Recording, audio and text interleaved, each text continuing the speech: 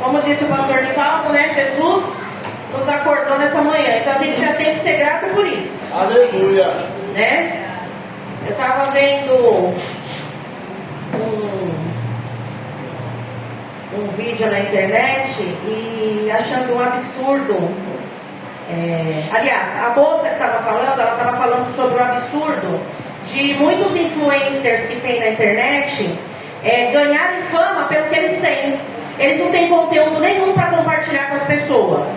O que faz com que as pessoas queiram acompanhá-los nas redes sociais é a quantidade de coisa que eles possuem e o quanto eles mostram o que tem. Então as pessoas acabam se apegando àquilo.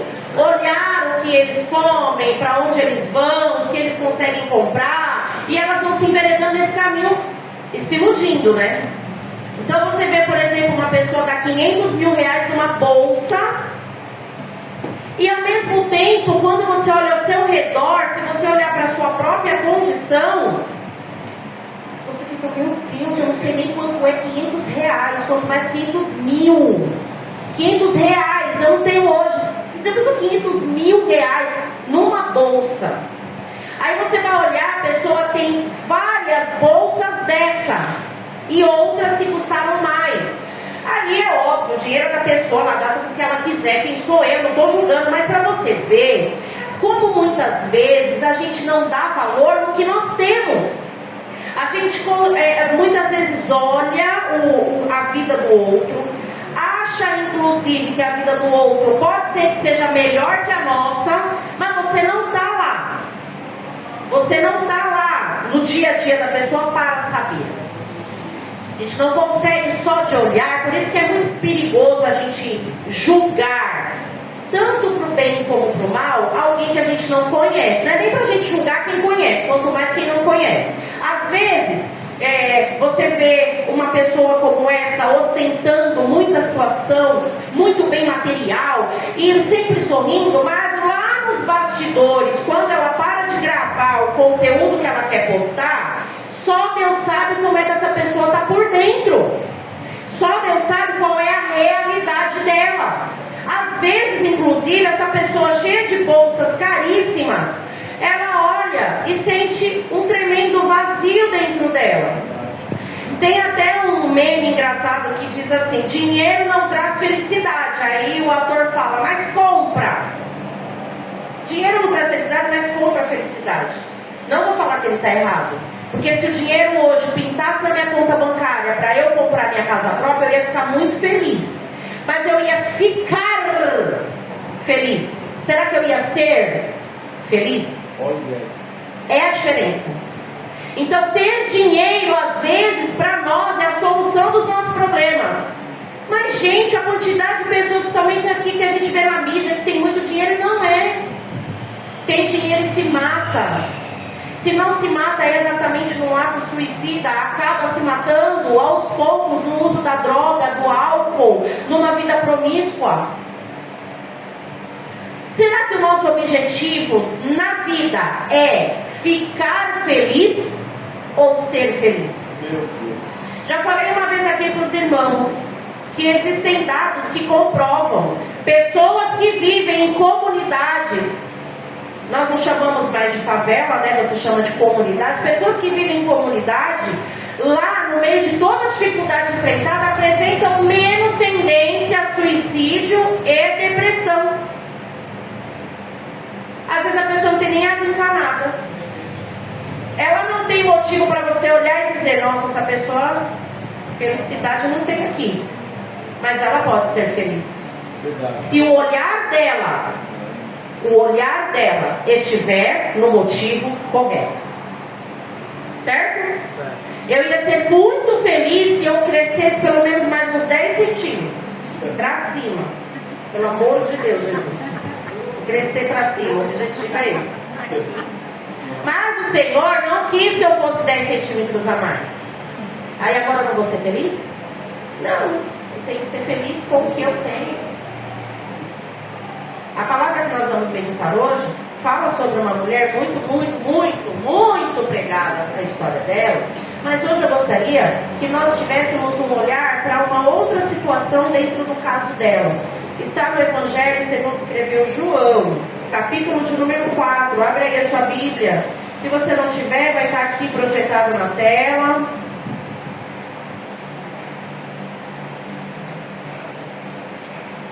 Prometo que não vou me alongar aqui na ministração.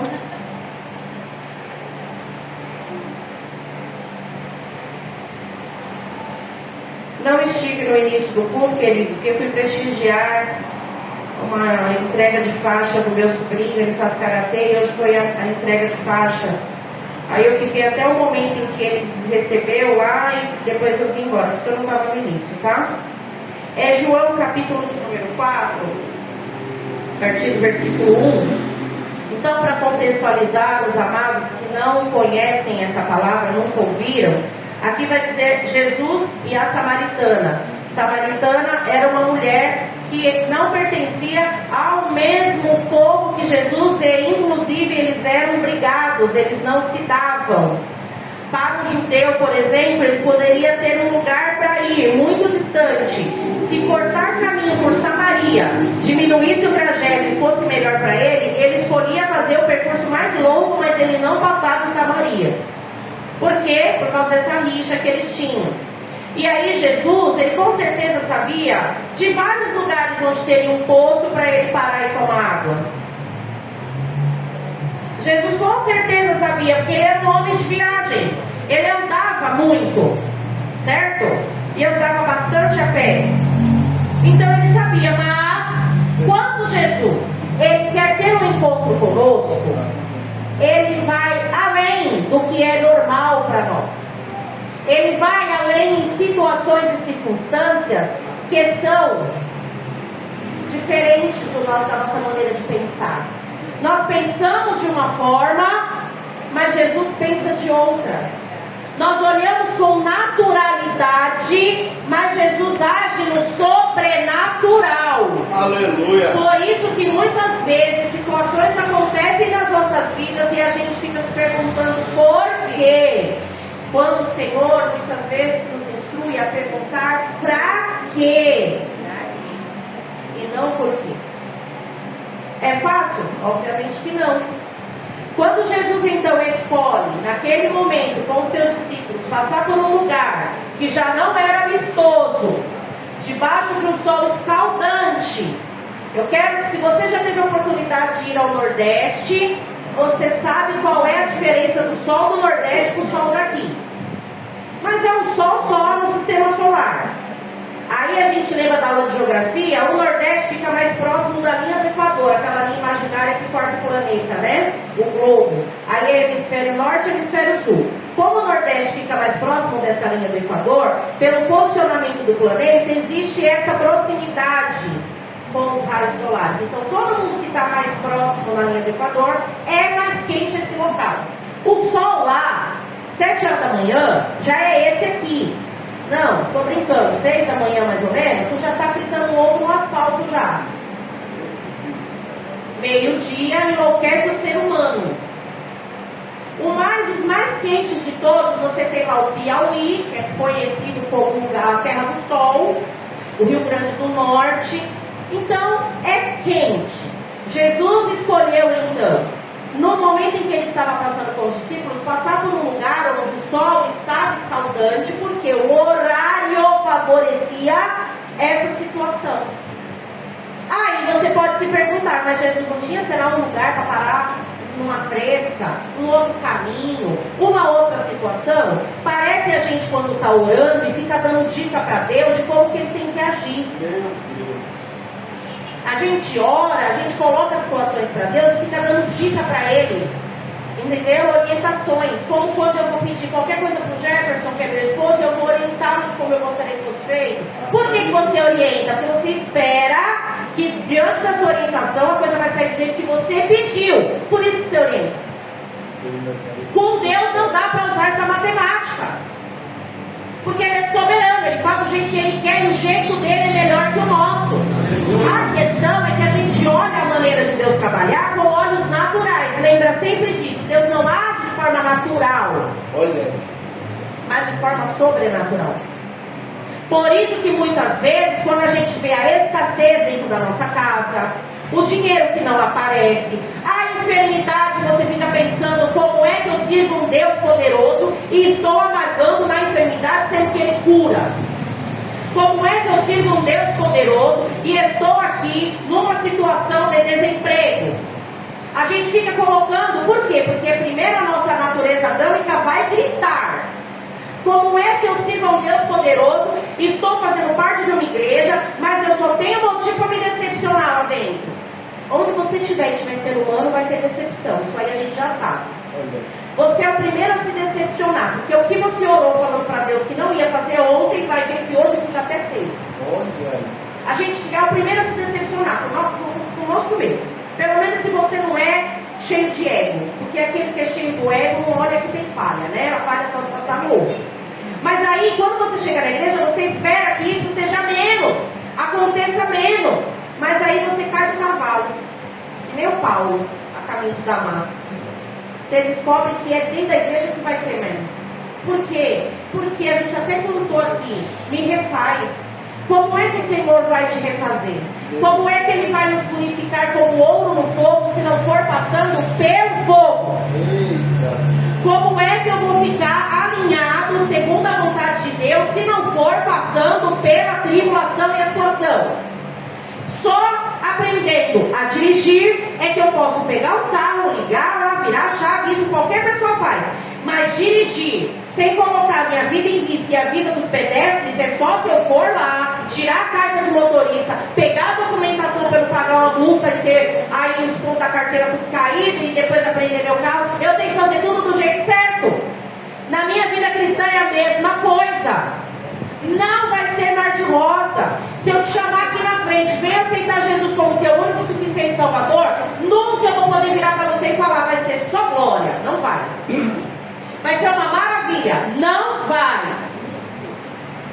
Vai ser calçar o Crocs.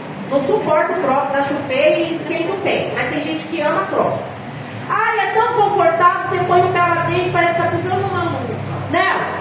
Sabe aquele sapato social? A mulher que já usou sapato de salto, da ponta fina, que aperta os dedos, você não vê a hora de ficar fora? Cristianismo é esse sapato.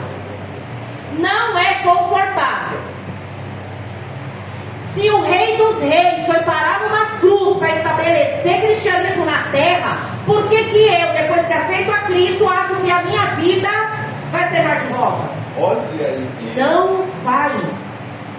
Não vai ser mar de rosa dentro de você, porque a nossa primeira luta é dentro da gente, no seio da família, com os teus familiares, no local que você trabalha, no meio dos teus amigos, meio de parentela e principalmente dentro da igreja.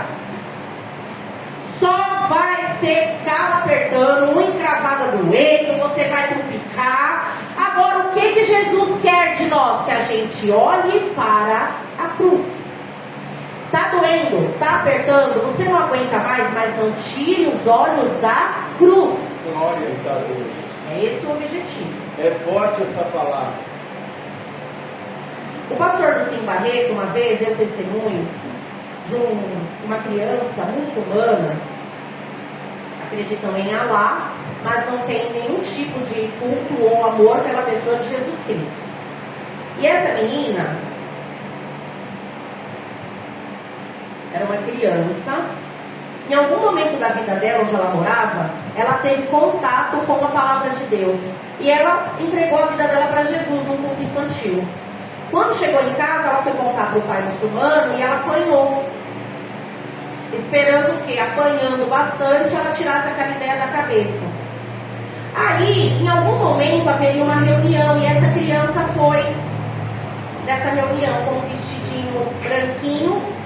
Ela meio que fugiu e foi. É mais ou menos esse o testemunho, mas a parte crucial é que quando o pai descobre que ela foi, ele vai até essa criança e pega a criança e começa a bater na criança, mas ele bate com tanta raiva que ela começa a sangrar e manchar o vestidinho. E aí, em algum momento, ela fala, pai, você não está vendo ele? Ele também tem marcas de sangue que nem eu. Ela estava vendo a pessoa de Jesus no momento, antes de morrer, porque ela morre. Ela apanha até morrer. E é real essa história. por muito menos eu tiro os meus olhos dessa marca de sangue de Jesus para olhar para o que está diante dos meus olhos, para o que é terreno. Não faça isso. Não tire os seus olhos da cruz de Cristo e coloque os teus olhos no que é natural, porque você vai se decepcionar. Verdade. Essa mulher, ela estava num momento em que o sol escaldante tirava as pessoas da rua. O sol maltratava. É por isso que naquele momento, naquela cultura, dentro daquele momento histórico, as pessoas se cobriam muito, porque o sol era castigante no Oriente Médio. Então, as mulheres não tinham essa mestre, água encanada, elas tinham que ir fazer o serviço de mulher delas e ir aos poços para buscar água, para tomar banho, fazer a comida, hidratar o corpo. Então elas iam. Nessas indas e vindas, elas tinham o quê? Elas tinham suas amigas, elas tinham as mulheres com quem elas conversavam, trocavam receita de remédio, de bolo, de comida, falavam da criação dos filhos, comentavam, faziam suas fofocas, porque onde tem mulher vai ter falatório sim. E aí elas estavam lá entre elas. A mulher samaritana da Bíblia, o nome dela não é mulher samaritana, não se sabe o nome dela. Fala-se assim por quê? Porque ela era de Samaria. Essa mulher evitava ir no horário das demais. Por quê? Porque ela sabia que o nome dela estava na boca do povo. Às vezes o nosso nome está por aí, né? Você acha que você não fez nada, mas porque você geralmente não agiu de acordo com a maioria, o seu nome vai ir para a boca das pessoas. A gente costuma se incomodar com a vida dos outros. É de praxe a gente fazer isso. Não só mulheres, homens também. O ser humano é assim. A gente olha uma pessoa vestida de uma forma que pra gente não é padrão, você já comenta. Você já fala. E a vida daquela mulher, quando ela tem um encontro naquele momento no poço que nós vamos ler, era uma vida em busca de preencher vazio. Lembra no começo quando eu falei da moça que tem as bolsas caríssimas? Se ela tivesse só bolsa caríssima, estava bom, mas ela tem, tudo dela é caríssimo. Ela vai ostentar o tempo inteiro, porque ela tem muito dinheiro, então ela vai gastar e vai mostrar que gastou. Para preencher o vazio. Para prender a atenção dos telespectadores que também têm os seus vazios. E ficam se perdendo tempo olhando ela, fazendo tudo aquilo e sonhando. A mulher samaritana tinha vazio também. Eu não devo ter não, né, pastora? Temos, nascemos e já tem esse vazio. A gente não precisa ser traumatizado pelos pais, pelo bullying na escola, pelas situações amorosas, por perdas. Não, a gente já tem esse vazio naturalmente. Sabe onde foi gerado esse vazio? No momento em que aquele fruto foi comido no Éden. No momento daquela desobediência. Mais uma vez, o problema não foi o fruto, ele não tinha poder nenhum, mas a desobediência, porque tinha frutos tremendos, perfeitos, maravilhosos, meu Deus do céu, eles não comeram daqueles e foram comer do único que não podia. A partir do momento que houve aquela desobediência, então não foi o momento em que eles tiveram o ato sexual, Adão e Eva. A questão da queda foi a desobediência. Ter comido o fruto, sendo que Deus falou que não era para tocar naquela árvore. Quando isso aconteceu, o homem caiu em desobediência, a história da humanidade mudou num giro de 360 graus, a morte entrou na história da humanidade, e então tudo que foi gerado a partir dali tinha a morte fazendo parte. Finalmente o leão sentiu o cheiro da zebra. Antes eles viviam em comunhão. A cadeia alimentar inaugurou ali. Primeiro homicídio foi quando Adão teve que matar um animal para pegar o couro daquele animal e fazer a roupa. Não foi nem do Adão, do Abel e do Caim, quando Caim matou Abel. O primeiro sangue derramado foi do animal que eles tiraram a pele para se cobrir. E a partir daí se instalou esse vazio, essa ausência de algo dentro da gente. Essa ausência de uma paz que não tem cocaína, maconha, narguile, cana, gorote, o que seja, prostituição, a mulher mais bonita do mundo.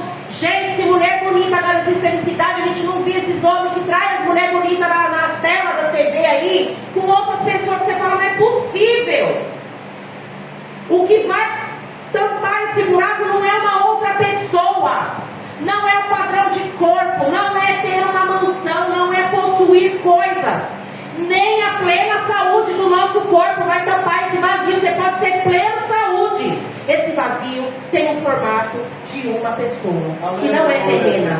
O vazio da nossa alma só pode ser preenchido com a pessoa de Jesus. Aleluia! Pai. Não tem outro jeito, não tem. Aí, aqui na leitura, nós vamos direto, eu não vou no verso 1 não, porque eu já me antecipei aqui falando. O 6, vamos no 6, meninos, tem 4, 6. E estava ali a fonte de Jacó. Jesus, pois, cansado no caminho, assentou-se assim junto à fonte. Era isto quase a hora sexta. Veio uma mulher de Samaria tirar água. Disse-lhe Jesus: dá-me de beber. Porque os seus discípulos tinham ido à cidade comprar comida. Veja aqui, eu acho interessante essa parte. Jesus aproveitou aquele momento, né? As pessoas, elas julgam. Se entrar um homossexual bem afeminado aqui, as pessoas vão ficar olhando. Um trans bem montado, uma drag queen, uma prostituta. Se entrar qualquer pessoa que denuncie logo do jeito que ela tá, quem ela gosta de representar lá fora, a gente vai julgar imediatamente, né? E aquela mulher, ela já sabia que era julgada pelas pessoas por conta da vida que ela levava, mas Jesus, ele escolhe um momento onde só estariam os dois. Só estariam os dois. Só você e Jesus sabem quem você é. Só você e Jesus sabem os caminhos por onde você anda ou deixou de andar. Não se preocupe com os olhares de julgamentos alheios. É o famoso: quem paga suas contas? Quem paga? Marido. Bom, me ajudaria muito. Quem paga suas contas? Você, né? E a gente fica se preocupando muito com a opinião dos outros. Muito preocupado com a opinião dos outros. Eu precisei passar dos 40 para poder ficar: Paula, para, né, amiga? Vive sua vida. Se preocupa com a opinião das pessoas, não? Tem que se preocupar com a opinião de Jesus. A dele é importante. Porque se você for só pela cabeça das pessoas, não vai dar certo. Vai ficar aqui aquela história, aquela fábula. O pai estava levando um burrinho para vender. Aí as pessoas falaram: mas que homem ignorante. A criança, o filho dele andando do lado dele, você não tem um burrinho aí. Aí ele pegou o menino e botou em cima do burrinho. Nossa, mas que homem ignorante. Ele sendo mais velho, podendo andar em cima do burrinho, põe o filho que é mais novo. Aí ele tirou o menino e sentou lá em cima do burrinho. Valeu. Aí, eis que o povo fala: nossa, mas que homem ignorante, os dois andando e o burro cheio de força, podia os dois andar em cima do burro, e ele colocava os dois, foi lá e montou no... Daqui a pouco veio um e falou: vai, você é ruim, hein? Ao invés de você colocar o burrinho nas costas para ele ficar menos cansado, vocês conseguirem vender ele, aí ele foi e ficou carregando o burrinho. Quem era o burro na história, gente? E às vezes a gente vive assim, tá? Muito preocupadinho com a opinião alheia. E esquece que a opinião da gente você está preocupado com a opinião do que você tem para fazer? Vai na Bíblia. Ela era preocupada com o que falavam dela, então ela não ia naquele momento em que todas iam. Ela não se socializava. Além de viver a vida que ela vivia, querendo tapar buraco com pessoas, ela ainda amargava a solidão, porque como as pessoas a julgavam, ela não tinha amigos. Ela saiu no pleno sol do meio-dia, naquele lugar que o sol já é quente pra dedéu, para pegar água sozinha. Ao chegar lá, ela encontra Jesus.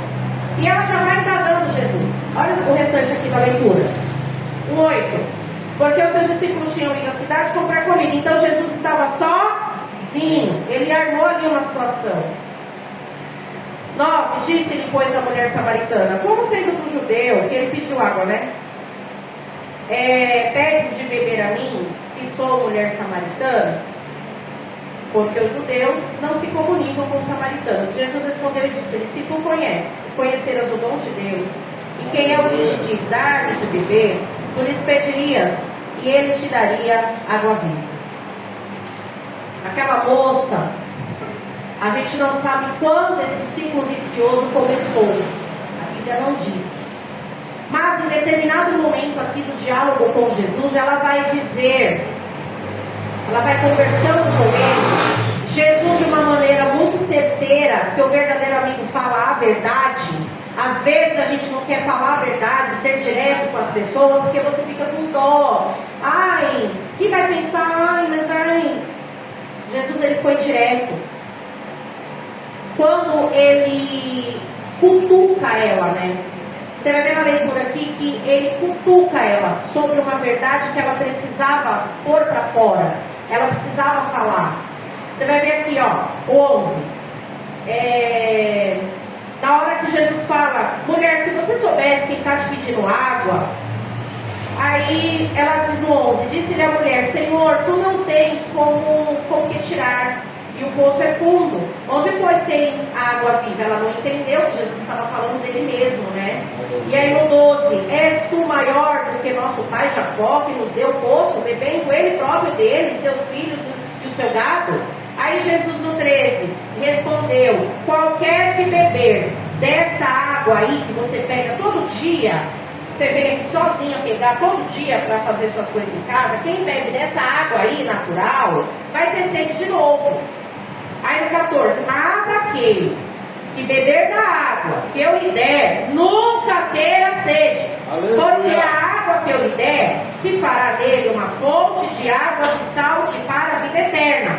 Aqui Jesus está falando da água que é ele, e está falando do vazio da alma humana. Ele não está falando daquela sede. Ai, que sede. Eu bebi água, eu saciei a sede da minha carne, do meu organismo. O corpo humano precisa de no mínimo 2 litros de água por dia. No mínimo. Parte disso faz o sangue, lágrima, urina. A gente precisa para bolo fecal, você precisa para funcionamento do seu organismo, para transpirar. Por que você transpira? Porque o seu corpo esquenta. Precisamos de água. Mas ele não está falando dessa água que mantém o organismo funcionando. Vai além, porque um dia esse organismo vai deixar de funcionar. Só que depois disso tem uma outra vida. Ele está falando do que vai sustentar essa outra vida depois dessa carnal. Verdade. Então, quando ele fala, a água que eu tenho para dar, não é essa água H2O que você conhece. Eu estou falando de uma água que sou eu a fonte. Aleluia. E que quem tem a mim como seu Senhor, como seu Salvador, porque entrega a vida para mim. Não estou prometendo mar de rosas. Eu estou dizendo que você vai com isso garantir sua vida eterna. Com isso você vai manter comigo laços de amizade. Passar pelos problemas que você já passa aqui na terra e vão continuar, vão ser de uma outra maneira, de um outro prisma. Aí essa sede você não vai sentir mais. Esse vazio, a maneira que você se preenche comigo, glória a Deus, não aleluia. vai existir mais. Amém. Obrigado, papai. Aí no 15, disse-lhe a mulher, Senhor, dá-me dessa água. Olha, ela se revelando, para que não mais tenha sede e não venha aqui tirá-la. Será que ela estava falando aqui? Vamos conjecturar? Eu não quero mais sair com esses vasos pesados aqui, esses alquidar para pegar água. Não quero mais. O senhor pode me dar dessa água aí eu não preciso mais? Ela pede, gente, essa água. A água natural ela já sabia que tinha ali. Ela já sabia onde era o poço. Mas quando Jesus começa a falar para ela que a água que eu tenho para te dar é uma água diferente dessa, porque vai saciar o teu interior, ela sabia o vazio que ela tinha. Na hora ela falou, então me dá, por favor. Me dá dessa água, eu quero. A mulher respondeu dizendo, aí Jesus fala no 16, disse-lhe, vai, chama teu marido e vem cá. Qual é a necessidade de Jesus pedir para chamar o marido da mulher? Ele já estava conversando com ela. Ela já tinha dito, verbalizado que queria aquela água que ele estava prometendo. Era só ele fazer o apelo. Jesus vai e chama o marido. Mas é porque eles são da sua carne, pastora, não é isso? Será? O marido que Jesus cita aqui para nós é a representação do nosso pecado. O pecado tem nome. Talvez a quantidade de pecados que nós temos no nosso dia a dia Não caiba numa folha de caderno, se você for estar. Ah, não, mas você é crente, não. Você é ser humano antes de ser um crente. E dentro da nossa natureza a gente vai pecando sim, o dia todo. Se não por atitude, você pensar em já está pecando e assim vai. E tem aqueles que são de estimação. Uns você vai tomando consciência e vai se esforçando para não cometer, mas tem outros que dão tanto prazer que fica tão difícil de abrir mão. Jesus ele chamou a mulher e trouxe a ela diante dela para que ela acordasse. Antes dele poder se revelar totalmente, ele chama o pecado dela. Ah, você quer dar água que eu tenho para te dar? Com certeza eu vou te dar, filha. Mas chama lá teu marido. Para pensar, se fosse você naquele posto com Jesus, ele poderia ter falado o nome do seu pecado. Pastora, mas teu marido é pecado? Um não, ela já tinha tido 5. Caramba, mas 5? Lembra que eu falei que a nossa busca é por preencher um vazio na alma?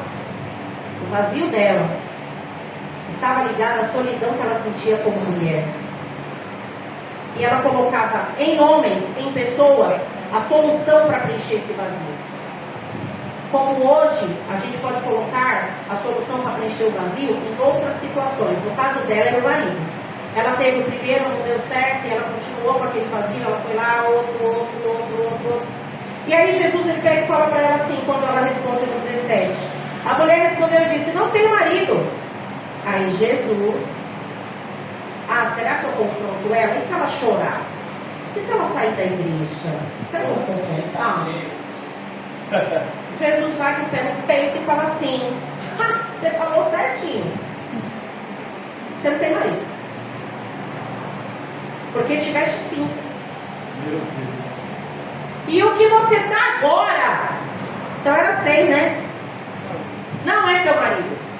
Isso que você falou é verdade. Nossa, Jesus humilhando a mulher, pastora. Não, ele ouviu, foi confissão. Porque aquele que confessa e deixa, a Bíblia é clara. Ele cutucou ela dentro da necessidade que ela tinha de preencher o vazio dela, para acordar ela de que aquela vida que ela vinha levando não ia solucionar, só ia prejudicar ela cada vez mais. Ficar afastado de Deus e não ter Jesus como Senhor das nossas vidas nos faz afundar muito mais. Verdade, cara. Porque a nossa natureza ama o pecado. O que é pecado? É falar palavrão. Gente, pecado é tudo o que nos afasta de Deus. Estar dentro da igreja todos os dias, em todos os cultos, religiosamente, é pecado. Se não for porque você quer, porque você realmente quer a pessoa de Jesus, se você está aqui só para cumprir protocolo, é pecado. Se você oferta dizima só porque estão dizendo para você fazer e você não quer ficar por menos, é pecado. Se não for por generosidade, porque o teu coração está realmente ligado com o propósito do reino de Deus, não faça. Se você estiver doando R$1.000 todo domingo aqui, mas você odeia teu irmão, não dê nem R$1, fica com ele. Porque a Bíblia diz que se eu não colocar tudo isso diante do Senhor, não preciso ofertar. Meu Deus, é verdade. Eu vi isso pelo meu crente, eu saio na rua parecendo crente, e aí na verdade eu não sou crente de coisa nenhuma. Eu trabalho com adolescentes em escola pública, e uma das coisas que aumentou bastante na minha vida, depois que eu comecei a trabalhar com eles, foi meu repertório de gírias. Aí os outros professores falam assim, como você consegue ler? Os alunos gostam tanto de você. É porque eu falo a língua deles. Eu tive que me adequar ao jeito deles. O professor que fica muito sério, muito distante, eles nem olham, eles nem gastam o tempo deles. Então eu vou onde eles estão, eu não fico só lá na frente, eu vou lá no meio deles, eu sento com eles, eu dou risada junto com eles, eu converso com eles. E aí, veinha, oi idosa, é assim que eles falam comigo. Só que eu não brigo, eu não levo pro coração.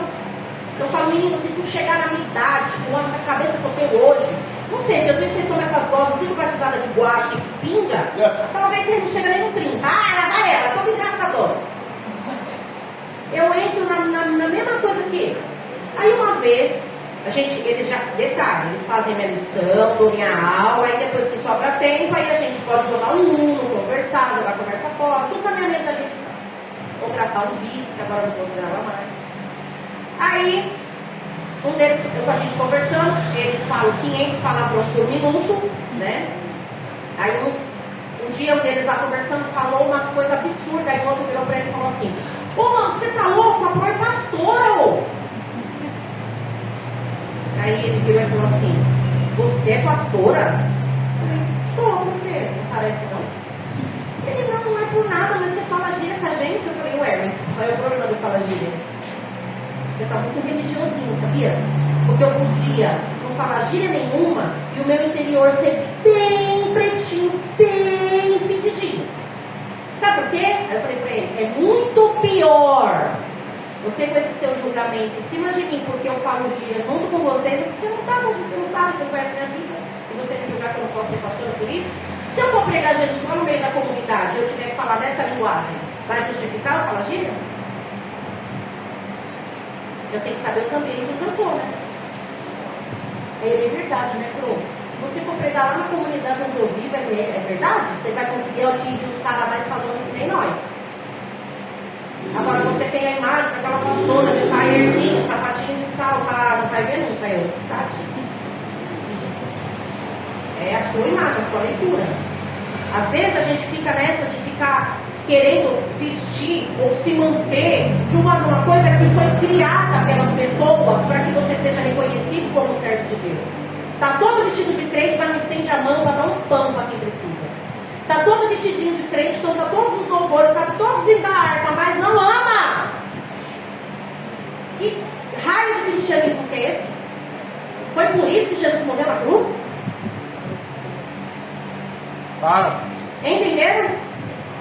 Então essa mulher, nesse momento em que ela dialoga com Jesus, Jesus cutuca ela na fraqueza, na ferida dela, e ela é obrigada a expor o pecado dela.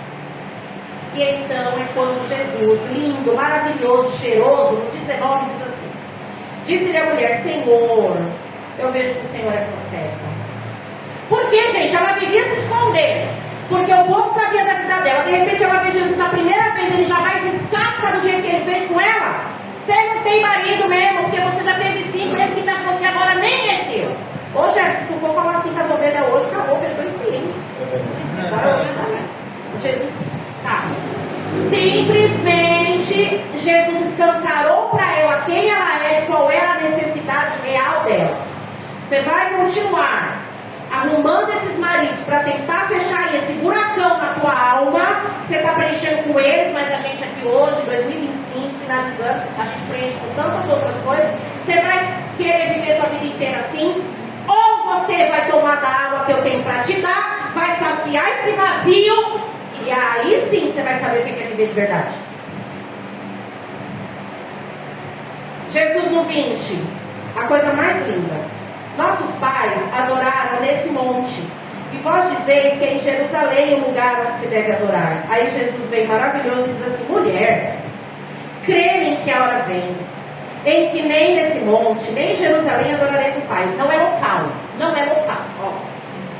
Vós adorais o que não sabeis, tá vendo? Era todo um ritual, tinha todas as festas, todo ano eles cumpriam os rituais, todo ano eles faziam tudo certinho, mas adoravam o que não conhecia. Jesus não quer que você só lembre dele na época do Natal, porque bate o sino pequenininho, o sino de Belém. Já nasceu Deus menino para o nosso bem. Ele quer relacionamento. Relacionamento é todo dia, toda hora, em todo momento. Relacionar. E ele já demonstrou isso, sendo ele judeu, parando para falar daquela moça. Jamais eles fariam isso, e ele, contra todos os paradigmas e sofismas, ele para, ele bate papo com ela. Porque Jesus está interessado na minha vida, na tua vida. Aleluia! Está interessado na vida dela. E aí, disse-lhe Jesus, no 22, vós adorais o que não sabeis, nós adoramos o que sabemos, porque a salvação vem dos judeus. Ele está falando dele mesmo. 23, porém a hora vem, e agora é, em que os verdadeiros adoradores adorarão o Pai, em espírito e em verdade, porque o Pai procura os tais que assim o adorem. Adorar em espírito e em verdade não é só quando eu estou cantando na igreja, com aquela postura bem diferente que a mídia adora. Ergo os braços, fecho o olho, fico contrito, e aí depois a sua foto vai para a rede social. Isso é importante, mas não é isso que é adorar em espírito e em verdade. Adorar em espírito e em verdade é quando você renuncia. Estou cansado, não vou. Não aguento ver a cara, não vou. Ah, mas é minha família. Não quero que se exploda, não quero. Sabe quando você renuncia? Você está adorando em espírito e em verdade. Renunciou, abraçou sem vontade, mas você abraçou porque você tinha que fazer, porque isso ia agradar o coração de Deus. Você não foi naquele lugar que você sabia que não tinha que ir, porque ali não ia estar agradando a Deus. Tudo isso é adorar em espírito e em verdade. Amar, se alegrar com o que se alegra, chorar com o que chora. Amar teu próximo. Isso é adorar em espírito e em verdade. Não é só quando a gente canta em espírito. Não, esse também é. Mas é a minha vida diária. Aí, eu estou no 25. 24 agora. Deus é espírito, letra maiúscula. Importa que os que o adoram, adorem em espírito e em verdade. A mulher disse: eu sei que o Messias, que se chama Cristo, vem. Olha, ela falando com ele. Quando ele vier, nos anunciará todas essas coisas. Aí, ó o momento, que nem hoje. Você entrou aqui, Jesus está fazendo isso com você agora. Agora, ó. Eu sou. Aleluia! Esse Cristo que você está esperando, estou aqui. Eu que falo contigo. Glória a Deus, aleluia, Pai. E nisso vieram seus discípulos e o admiraram. Gente, aí veio os crentes. Olha, Jesus falando com a pecadora. Aí chegou os irmãos crentes, todo mundo, do louvor, do ciclo de oração, o pessoal que vem para a igreja, os evangelistas, todo mundo estava naquele bolinho. Foram comprar comida. Quando eles olham, que absurdo! Jesus falando com uma samaritana. Em vez dos manos chegar, soltando fogos, festejando, que Jesus estava tendo contato ali com aquela mulher, eles chegam apontando o dedo. Olha a fala deles. E nisso vieram seus discípulos e admiraram de que estivesse falando com uma mulher. Todavia nenhum lhes disse. Que perguntas? Ou, por que falas com ela? Deixou, pois, a mulher o seu cântaro, foi à cidade e disse àqueles homens: vinde, vede um homem que me disse tudo quanto tenho feito. Porventura, não é este o Cristo? Então, de pecadora, vazia, cheia de marido, e nenhum deles era dele, ela se transformou na primeira missionária. Glória a Deus. Foi automático. A hora que as escamas caiu dos olhos dela, falou: peraí. Então eu estou resolvendo minha vida até hoje, que eu estou procurando um lugar errado, e o Senhor é a fonte da água da vida, é só eu entregar minha vida para o Senhor. É isso que eu quero, então. Está aqui, minha vida é tua, Jesus. A mulher saiu que nem uma louca. Antes a que se escondia, saiu no meio de todo mundo gritando: eu encontrei Jesus. Aquele Glória a Cristo Deus, que eu aleluia. falando que ele vem, eu encontrei, eu tive encontro com ele. A Bíblia não fala como foi a vida da mulher depois disso, mas a gente bem imagina como foram as cenas dos próximos capítulos, né? Essa mulher provavelmente parou de procurar em vários homens, preenchendo o vazio que só Jesus podia preencher. No momento em que ela teve esse encontro com Jesus, provavelmente a vida dela se acertou. Ela foi feliz para sempre? Ela pode ter sido sim feliz, mas eu não vou dizer para você que a vida dela foi fácil, porque a felicidade em Cristo não está em solução de problemas, tá bom? O dia que a gente começar a pregar isso aqui, você pode pedir a bênção em qualquer igreja. O dia que a gente começar a pregar aqui, que vir para Jesus é a solução dos seus problemas, você pode, vai crescer o nariz de Pinóquio, que é mentira, tá bom? Venha para Jesus, se entregue a Ele, os problemas vão continuar. Quem vai mudar é você. Você. E a partir do momento que você orar por cura, Jesus vai curar se Ele quiser. Por emprego, Ele vai te dar emprego se Ele quiser. Ele vai fazer conforme Ele quiser. Primeiramente, se tiver na Bíblia. Por quê? Porque Ele tem compromisso com a palavra dEle. Então, se está aqui compromissado com a palavra dEle, aí a gente tem certeza. Amém? Amém. Fica de pé.